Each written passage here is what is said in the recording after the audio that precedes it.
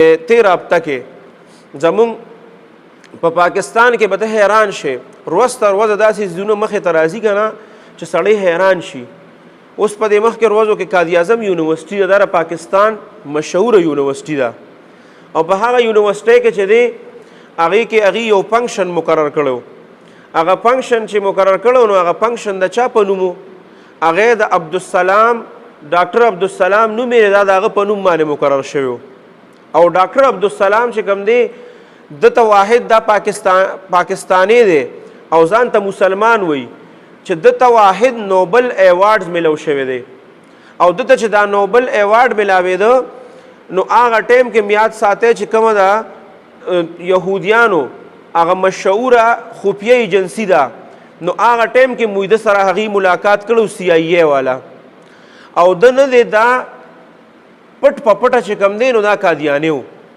نو د ده په نوم باندې په قائد اعظم یونیورسټۍ کې فنکشن مقرر شوی و، هغه ده ته منسوب کړی چې دا د ده په نوم باندې شو، لکه اعزاز غوندې وله ورکو.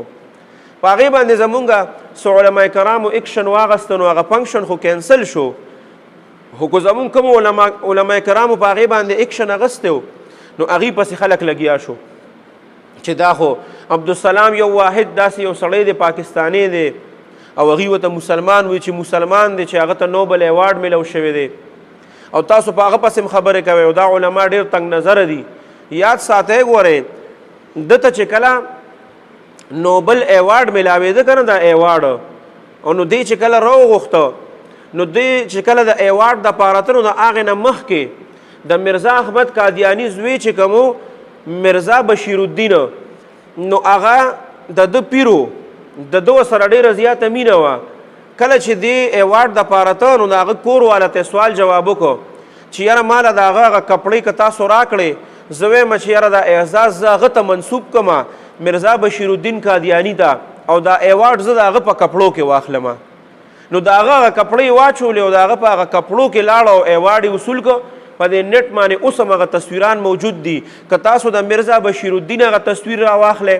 او که تاسو د دې عبدالسلام ډاکټر عبدالسلام د ده هغه د ایوارډ اخیستو هغه تصویر راواخلئ، اوم اکه پټکې پکې والې دی، اوم هغه شان کوټ یې اچولی دی، اوم اکه شان سپین پرتوګ یې اچولی دی، هغه جامې یې اچولي دي.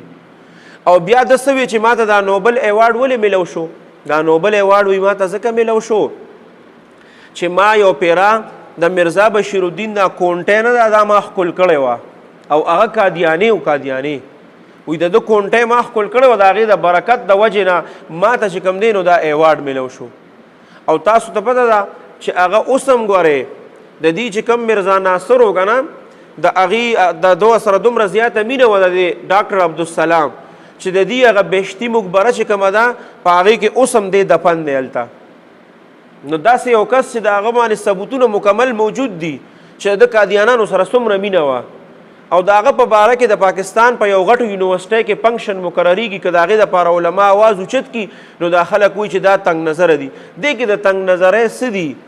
د نبي کریم صلی الله علیه وسلم د ناموس مسله چې کومه ده دا خو د ټولو دپاره یو شان چې مسلمان دی او نبی کریم صلی الله علیه وسلم اخیری نبی ګڼي چې دا اخیری نبی دی، دا د ټولو دپاره دغه مسله ده.